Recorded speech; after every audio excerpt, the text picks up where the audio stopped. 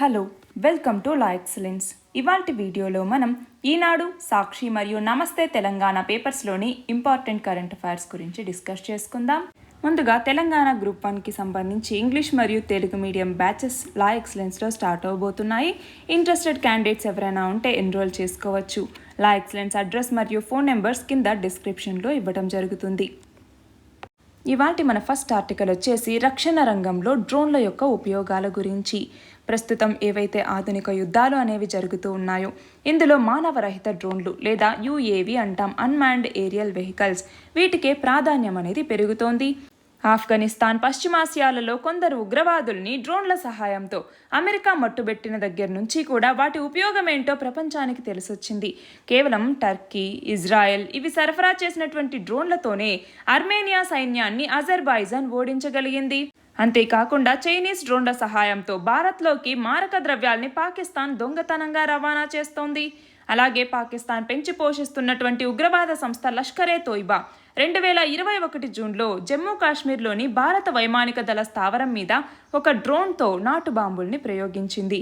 2021లో మొత్తం 67 పాకిస్తాన్ డ్రోన్లని కనిపెట్టాము, మా కంటపడకుండా ఇంకా కొన్ని డ్రోన్లు తిరిగి ఉండొచ్చు అన్నట్టుగా భారత సరిహద్దు భద్రతా దళమే తెలిపింది. చైనా, టర్కీల సహకారంతో పాకిస్తాన్ సొంతంగా డ్రోన్ల తయారీ కూడా చేపడుతోంది. అయితే డ్రోన్లలో అగ్రరాజ్య హోదాని సాధించటానికి అమెరికా, రష్యా, చైనాలతో పాటుగా ఇజ్రాయెల్, టర్కీ ఇవన్నీ కూడా పోటీ పడుతూ ఉన్నాయి. అయితే ఈ డ్రోన్ల విషయానికి వచ్చేసరికి భారత్ మాత్రం వెనుకబడిపోయింది. మనకి ఇప్పటిదాకా పూర్తిగా స్వదేశీ పరిజ్ఞానం, స్వదేశీ పరికరాలతో సొంత డ్రోన్ని కానీ మానవరహిత గగన వాహనం అంటే యుఏవిని కానీ తయారు చేయలేకపోయారు.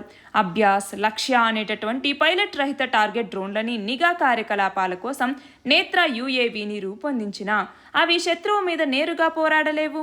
అయితే డిఆర్డిఓ అన్నటువంటిది మనం చూస్తే నిశాంత్ అన్నటువంటి ఒక యుఏవిని తయారు చేసింది. అయితే ఇవన్నీ కూడా వరుసగా కూలిపోవటంతో వాటిని పక్కన పెట్టేశారు. అందుకే దాదాపు 30 సంవత్సరాలుగా ఇజ్రాయెల్ నుంచే హెరాన్, అలాగే సెర్బర్ యుఏవీల్ని ఇండియా దిగుమతి చేసుకుంటోంది. వాటికి తోడుగా అమెరికా నుంచి కొన్ని ప్రిడేటర్ డ్రోన్లని లీజుకు తీసుకొని ఉపయోగిస్తోంది.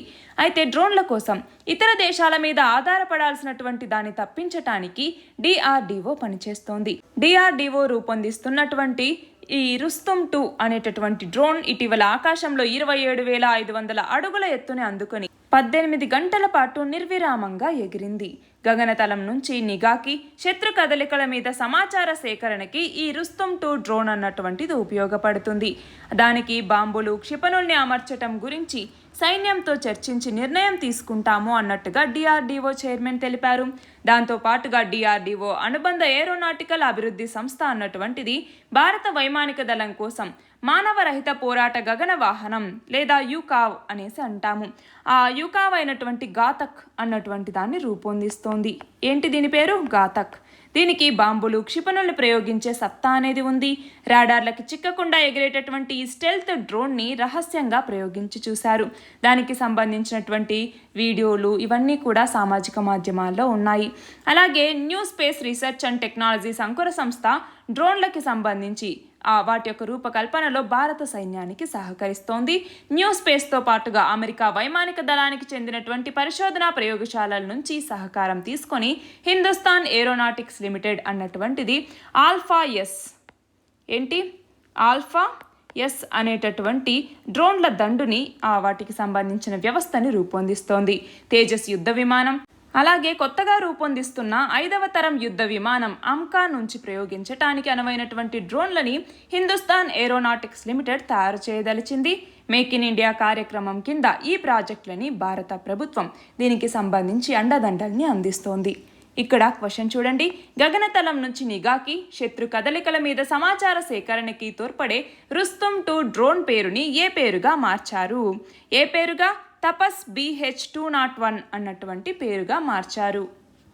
మన నెక్స్ట్ ఆర్టికల్ వచ్చేసి మనకి కరోనా వచ్చిన తర్వాత ఏమైంది? ఈ సరఫరా గొలుసులు లేదా సప్లై చైన్ అంటాము. ఆ సప్లై చైన్ అనేది విచ్ఛిన్నమైంది.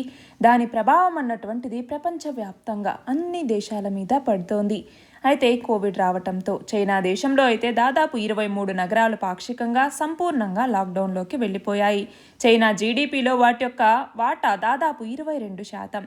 అయితే ప్రపంచీకరణని వేగంగా అందిపుచ్చుకున్నటువంటి చైనా ప్రపంచ కర్మాగారంగా ఖ్యాతి పొందుతోంది. ఇటు సాంకేతికత, ఔషధాలు, ఆటోమొబైల్, ఎరువులు ఇలాంటి వాటికి సంబంధించి ముడి సరుకులు చైనా నుంచే చాలా దేశాలకి సరఫరా అవుతూ ఉన్నాయి. అయితే లాక్డౌన్ కారణంగా ఈ అన్ని సంస్థల్లో ఉత్పత్తి అనేది సరిగ్గా లేకపోవటం, అలాగే షాంఘై ఓడరేవులో వస్తువులు లోడింగ్ అన్లోడింగ్ అనేది సరిగ్గా సాగుతూ ఉండటం, అంటే సరిగా సాగకపోతూ ఉండటం, వీటి వల్ల ఈ సరఫరా గొలుసుల మీద తీవ్ర ప్రభావం అనేది పడుతోంది. అలాగే చైనాలో కఠినమైనటువంటి లాక్డౌన్లను విధించటం కూడా చైనాని ఇబ్బందుల్లోకి నెట్టేస్తూ ఉన్నాయి. కరోనా నిబంధనల కారణంగా ఒక్క 2020లోనే 45 లక్షల చిన్న వ్యాపారాలు మూతపడ్డాయి. గత ఏడాది వాటి సంఖ్య మరింతగా పెరిగింది. మరొక వైపు స్టాక్ మార్కెట్లనేవి పడిపోతూ ఉన్నాయి. యువాన్ కూడా డాలర్తో పోలిస్తే ఏప్రిల్లో 4% తగ్గిపోయింది. నిరుద్యోగం మార్చిలో 5.8% చేరింది. అంటే 2020 నుంచి ఇదే అత్యధికం. లాక్డౌన్ల వల్ల ఆర్థిక వ్యవస్థ అనేది దిగజారుతూ ఉండడం మీద ప్రపంచ బ్యాంక్ చైనాని హెచ్చరించింది. 2022లో బీజింగ్ వృద్ధి రేటును 5%గా ప్రపంచ బ్యాంక్ అంచనా వేసింది. కానీ గత ఏడాది చైనా వృద్ధి రేటు అన్నటువంటిది 8.1%. అంటే 2022లో బీజింగ్ వృద్ధి రేటు 5%గా అంచనా వేసింది. అంటే దాదాపు 3.1% తగ్గించేసినట్టే. అయితే ఏది ఏమైనా కూడా జీరో కోవిడ్ మార్గదర్శకాలకే మేము కట్టుబడి ఉన్నాము, నష్టాల్ని మేము వేగంగా భర్తీ చేసుకుంటాము అన్నట్టుగా చైనా చెప్తోంది. అయితే కఠిన ఆంక్షల కారణంగా సరఫరా గొలుసులోకి అంతరాయం అనేది ఏర్పడుతోంది. మా ఆదాయం తగ్గిపోతోంది అన్నట్టుగా చైనాలో ఉన్నటువంటి చాలా తయారీ కంపెనీలు చెప్తూ ఉన్నాయి. ఈ షాంఘైలో ఎస్పెషల్గా వచ్చేసరికి షాంఘైలో సాంకేతికత, ఔషధాలు, ఆటోమొబైల్ ఇలాంటి విభాగాలకి సంబంధించినటువంటి దాదాపు 660 సంస్థలు లాక్డౌన్లలో కూడా పనిచేయటానికి మంజూరు చేసినట్టుగా చైనా అధికారులు చెప్తూ ఉన్నారు. అయితే ప్రజలు ఇళ్లకే పరిమితమైనందువల్ల శ్రామికుల కొరత కారణంగా ఉత్పత్తి అనేది తగ్గింది. 2022 తొలి త్రైమాసికంలో చైనా నుంచి భారత్ దిగుమతుల విలువ మొత్తం $3,196 కోట్ల చేరింది. ఆటోమొబైల్ పరికరాలు, రసాయనాలు, చేనేత, జౌళి, ఎరువులు ఇలాంటి వాటన్నింటినీ కూడా భారతీయ కంపెనీలు చైనా నుంచి అధికంగా దిగుమతి చేసుకుంటూ ఉన్నాయి. చైనా దేశంలో ఆంక్షల కారణంగా వాటి సరఫరాకు అంతరాయం అనేది ఏర్పడింది. లాక్డౌన్ కారణంగా ఉత్పత్తి అనేది తగ్గిపోయి రాబోయే రోజుల్లో చైనా కూడా ద్రవ్యోల్బణ సమస్యను ఎదుర్కొనే అవకాశం ఉంది అన్నట్లుగా ఇక్కడ చెప్తున్నారు.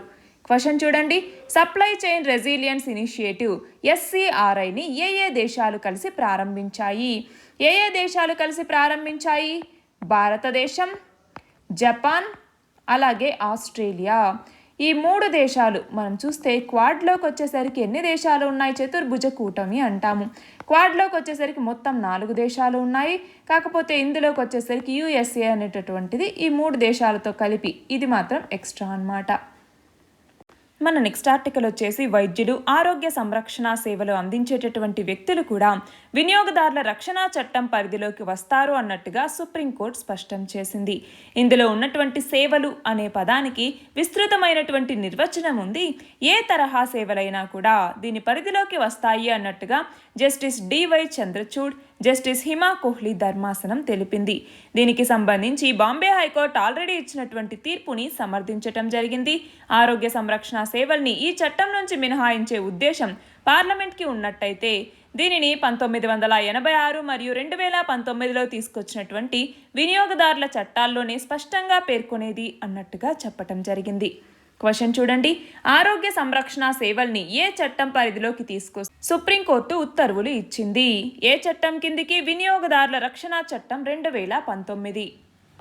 మన నెక్స్ట్ ఆర్టికల్ వచ్చేసి ఉక్రెయిన్లో రష్యా దాడులకి సంబంధించి ఐక్యరాజ్య సమితి సెక్రటరీ జనరల్ ఆంటోనియో గుటెరస్ తన యొక్క బృందంతో కలిసి ఈ ఉక్రెయిన్లోని యుద్ధ ప్రభావిత ప్రాంతాల్లో పర్యటిస్తూ ఉన్నా కూడా రష్యా అక్కడ దాడులు చేసింది.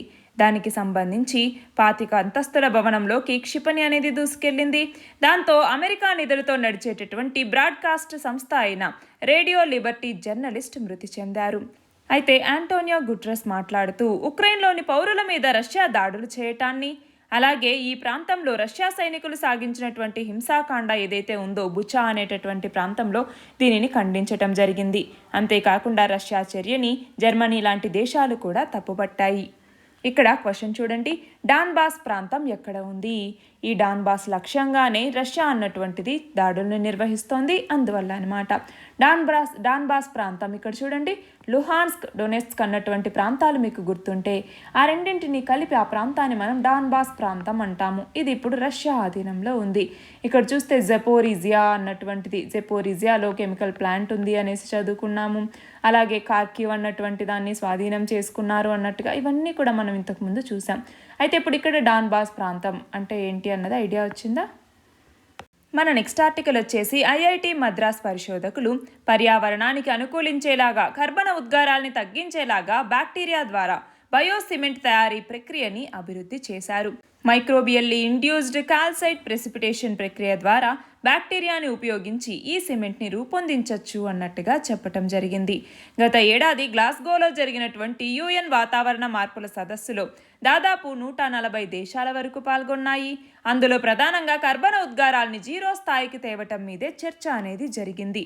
ఈ జీరో కార్బన్ న్యూట్రాలిటీ అంటాము, అంటే కర్బన తటస్థత అని, లేదా నెట్ జీరో ఎమిషన్స్ అంటాము. దానిని మనం 2070 నాటికి చేరుకుంటాము అన్నట్టుగా మాటిచ్చామన్నమాట. అయితే దానికి సంబంధించి ఈ ఉద్గారాల్ని సిమెంట్ పరిశ్రమలు ఎక్కువగా వదులుతున్నట్టుగా చర్చకు వచ్చినటువంటి నేపథ్యంలో ఈ బయోసిమెంట్ అన్నటువంటి దాన్ని దేని ద్వారా, బ్యాక్టీరియా ద్వారా తయారు చేసేటటువంటి ప్రక్రియని ఐఐటి మద్రాస్ అభివృద్ధి చేసింది. ఇక్కడ క్వశ్చన్ చూడండి, ఏ ప్రక్రియను ఉపయోగించి బ్యాక్టీరియా ద్వారా సిమెంట్ని ఐఐటి మద్రాస్ తయారు చేసింది? ఏ ప్రక్రియ? మైక్రోబియల్లీ ఇండ్యూస్డ్ కాల్సైట్ ప్రెసిపిటేషన్ అన్నటువంటి ప్రక్రియ ద్వారా.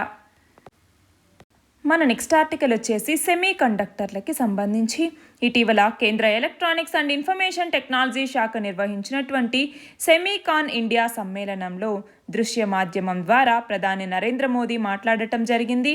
ఇందులో భాగంగా కేంద్రం వీటికి సంబంధించినటువంటి సాంకేతిక ప్రగతికి ప్రోత్సాహకాలు అందిస్తోంది అన్నట్లుగా చెప్పారు.